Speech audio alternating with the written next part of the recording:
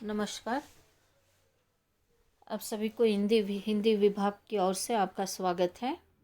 आज हम आधुनिक कविता में तीसरी वाली कविता प्रस्तुत कर रहे हैं। उल्लास। उल्लास का अर्थ है सुख, खुशी को उल्लास कहते हैं। यहाँ पर के कवियत्री हैं सुभद्रा कुमारी चौहान। कवियत्री परिचय, कवयित्री भी कहते हैं इसे। कवयित्री परिचय। सुभद्रा कुमारी चौहान का जन्म सन 1904 ईस्वी में प्रयाग के वैश्य क्षत्रिय कुल में हुआ था।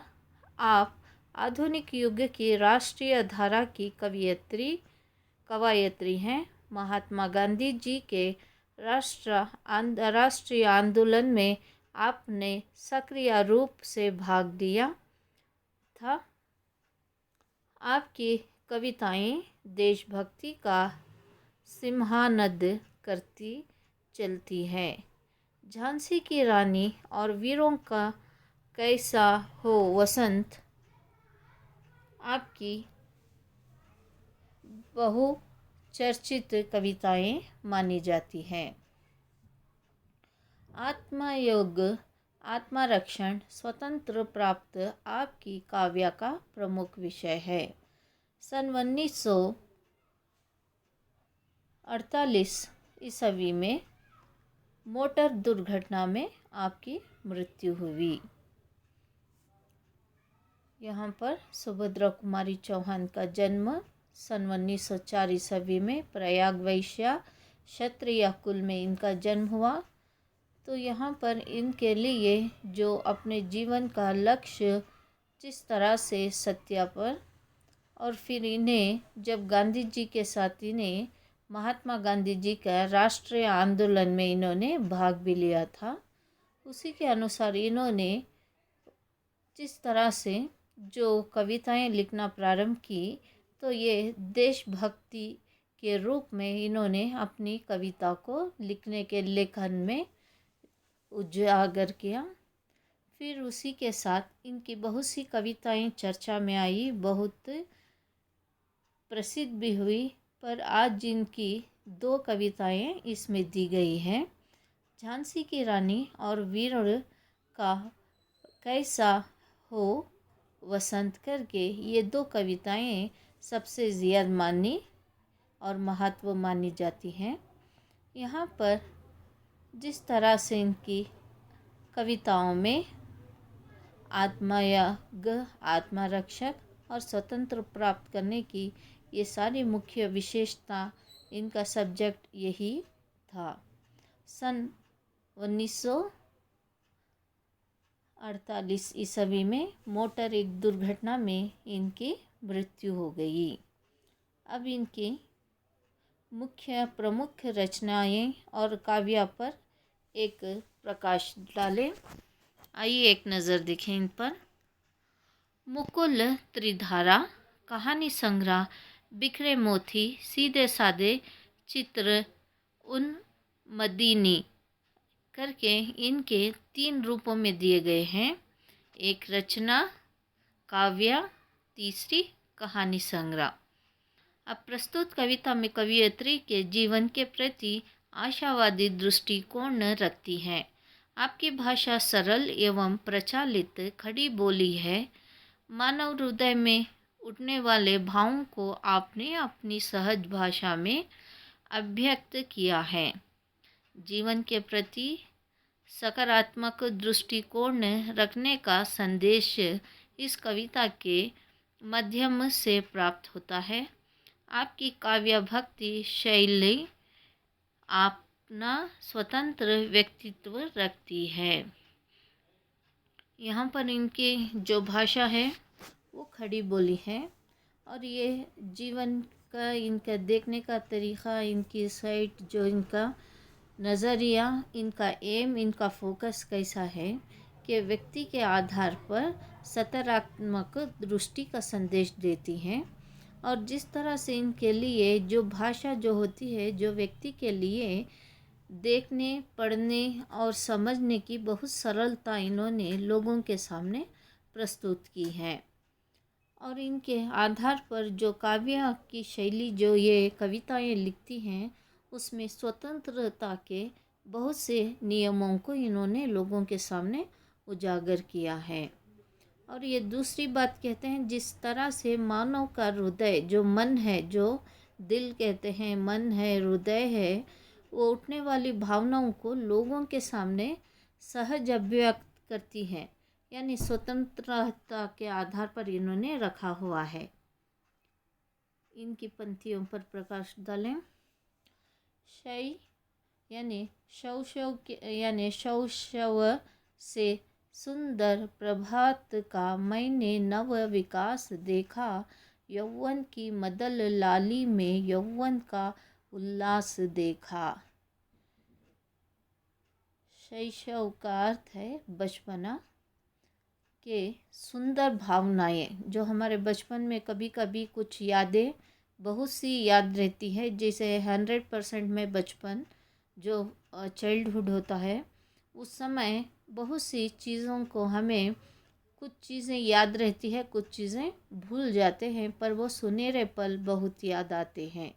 मैंने नव विकास देखा, तो ये इन्होंने अपने जीवन में एक नया उजाला, एक नई राह, एक नया दृश्य इन्होंने देखा है।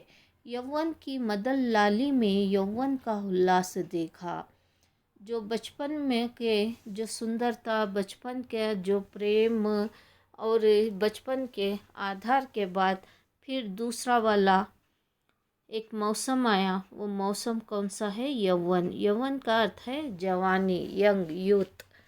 तो ऐसा वाला फिर से इनके जीवन में एक यौवन का रूप आया, जैसे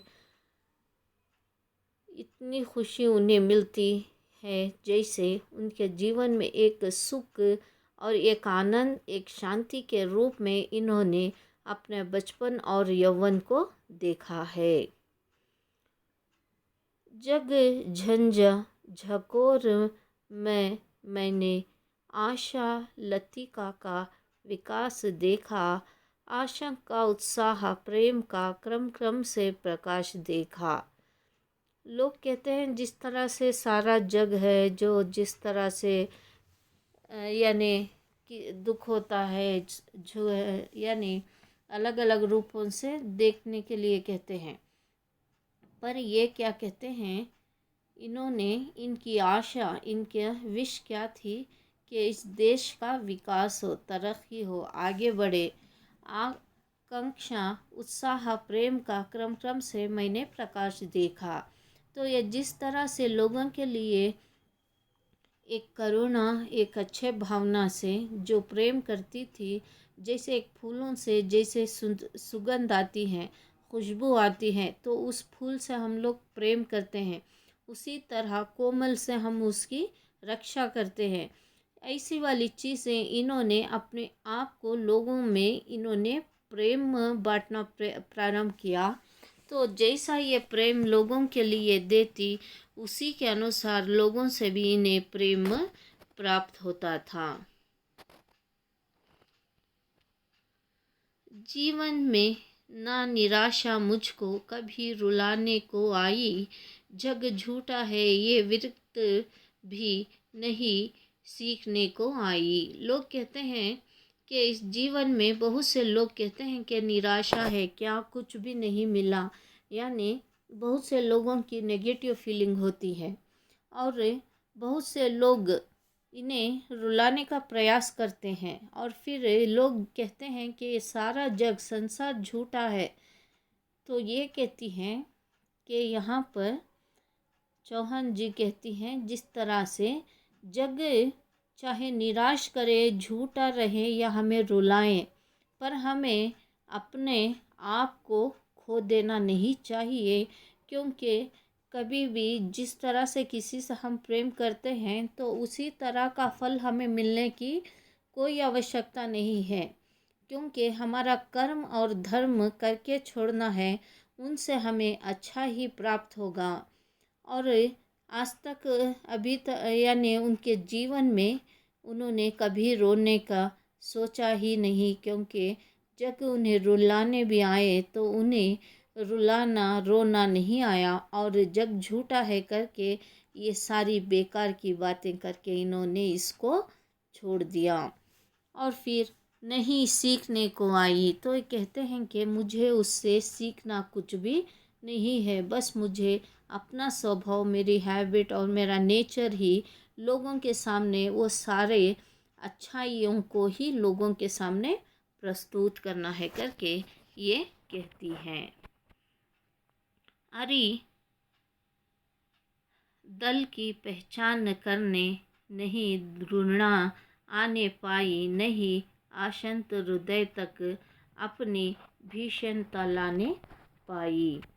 मैंने सदा किया है सबसे मधुर प्रेम ही व्यवहार, विनिमय में पाया सदै ही कोमल असंतलक प्यार। यहाँ पर ये कहते हैं जिस तरह से इनका जो मन है ये अपनी एक पहचान बनाई है, क्योंकि लोग घृणा जैसे करते हैं, यानी जैसे नफ़रत करते हैं, ईर्ष्या करते हैं, तो उससे व्यक्ति का मन जो है अशांत हो जाता है।